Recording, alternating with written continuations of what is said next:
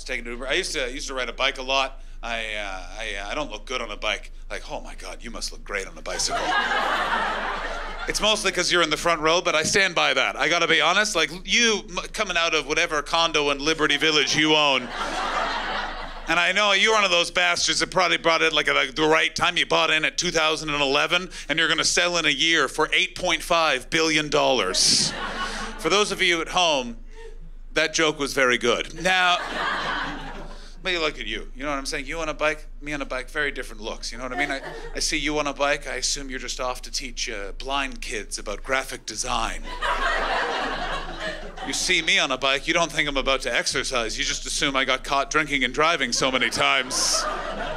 I now have to ride a bike. Here's the interesting thing about being a cyclist. If you tell someone, oh, I ride a bike, their first question is, oh, have you ever been hit by a car? And the answer is, a bunch of times. Here's my favorite of those stories. I was cycling through Los Angeles. I was going down a hill on Western, and as I was cycling, my handlebars snapped in two. Now, I don't know if any of you have had the handlebar become handlebars before.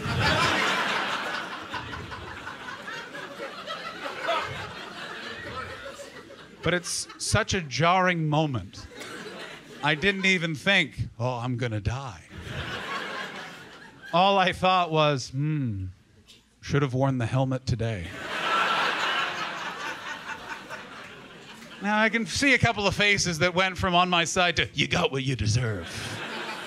But you have to understand, brothers and sisters, I don't have a normal sized head. My head is an 8.5. I appreciate that there's a silence in here as the majority of you going, men's hats have sizes? Yeah, that's right. And do you want to know when 8.5 hit the market? December of 2016. It took the Americans electing Donald Trump for someone in the hat industry to go, we're gonna need bigger hats. And helmet technology has not caught up. So I used to just jam a fucking helmet on my head and go for it. And I was stopped. I was actually stopped when I was living here in Toronto. I was stopped. I used to live in Kensington Market, and I was cutting through the parking lot of the hospital that's on Dundas and Bathurst. As I was cutting through, a doctor yelled, "Hey, I need to talk to you!"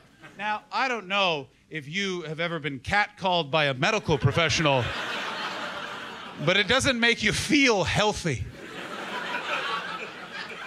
I assumed I had cancer on my back that was visible to the naked eye. He walked over, I was awkwardly just stood there on a bicycle like this. He walked over and he went, "You should not be wearing that helmet." And I was like, "What? Why?" And he went, "The way it's appointed on your skull, if you come into impact with anything, it is not going to protect your skull, it is going to smash your skull." And then I said, "So I shouldn't wear a helmet?" And then he said, "Well, it's your body," and then went back to his cigarette.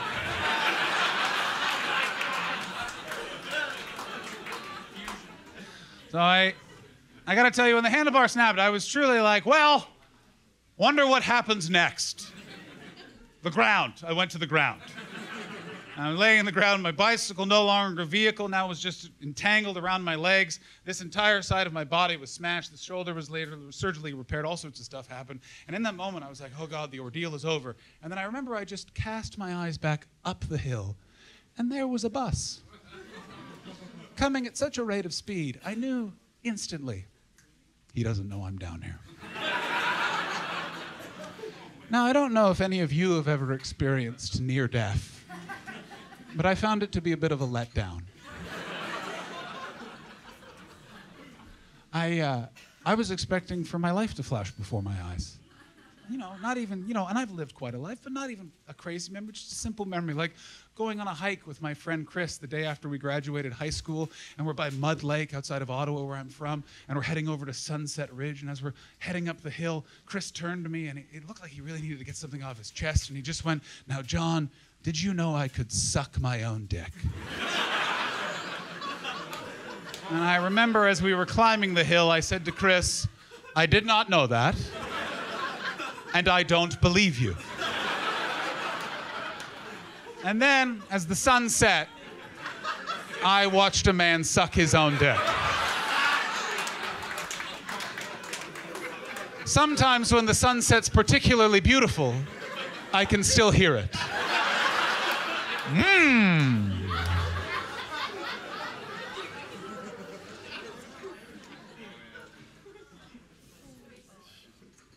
He's gonna try it right now.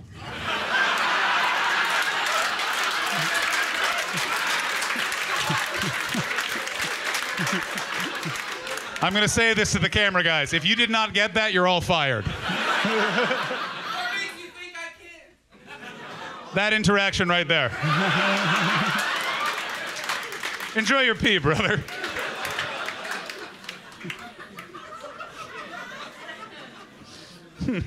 Fuck yeah. See y'all on TikTok.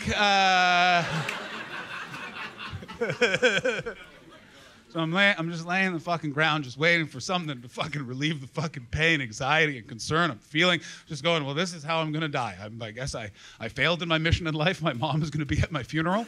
And then a stranger just ran into the street, dragged me out of the road onto the sidewalk. And as he was doing it, the bus just fucking slammed on the brakes, suddenly realizing what was going on. And I could feel the bus halt right in front of my body, a foot away from my prone body as I'm being dragged onto the sidewalk. I get to the sidewalk, and then this man, this hero, this reason I am on stage with you tonight, he got on the bus and the bus drove away.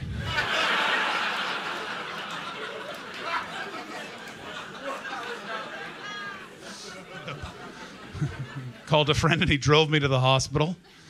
Got there, got surgery, all sorts of things. Most of the physical things are done. My main sort of mental remainder is I have post-traumatic stress disorder as a result of the accident. Luckily, if you don't know what PTSD or post-traumatic stress disorder is, it's if something will happen that reminds me of the accident, and that it will trigger all of the sensations I felt in the moment of the accident.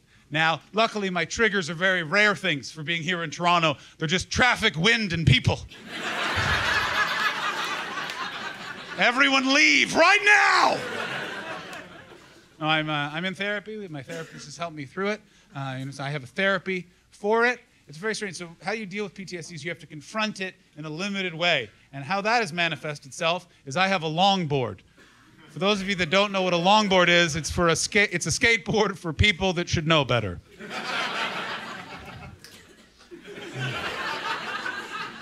And what I do is I stand on the skateboard at skate parks, and I shimmy, and I allow the wind to flow over my skin, and I look at the people, and I try to not freak the fuck out. And I really enjoy it, and no one else at the skate park does.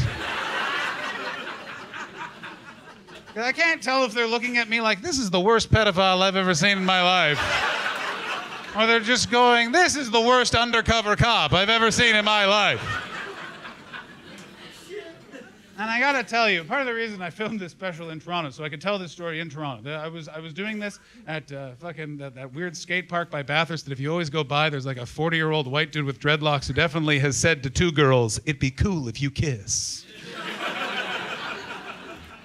That sort of vibe. And I went there, and I was just shimmying along, just like, okay, you can feel it's fine. And just two bros, you know what I mean? Just fucking two 14 to 16-year-old. They live in Leaside. But they tell people they're from, I don't know what the, Parkdale? Is Parkdale bad still? No.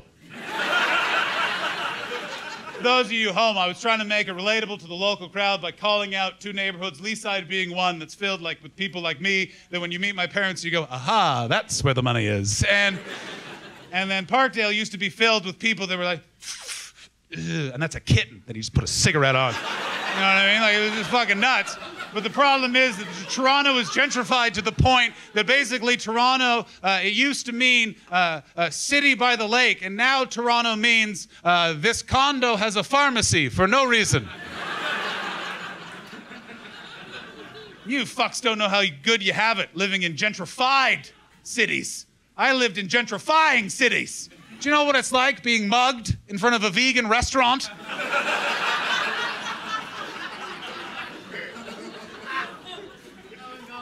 So I'm shimming along, and these two bros, they just walk up to me, and one of them goes, "Hey, man, What's with the longboard, bro? Now, here's what he didn't know. If you ask that question, you're getting the full story. So I said, well, I was in a catastrophic bicycle accident. My left arm was diagnosed with something called bone death, which means the bones are not being vascularized by blood, which means they die. Now, because of the Hippocratic Oath, they couldn't just remove the bone and just cut off my arm. What they would have to do over the course of 15 years is as the bone would break, which it would with limited movement, they would then saw off a bit of the bone throughout that 15 years of surgery. Didn't work. I had surgery 3 days after the accident and then had to wait 2 weeks to find out if I was going to be able to clap again. And as a result of that, I have PTSD, so I ride the longboard to manage it. And I'd looked at their faces, and they were really not ready for that much detail. And I know that because one of them just went with the answer he had like cock lock and ready to rock before it all started.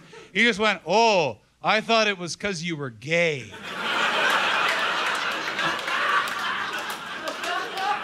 And then this was the best part. His buddy hit him on the arm and just went, hey, he could still be gay.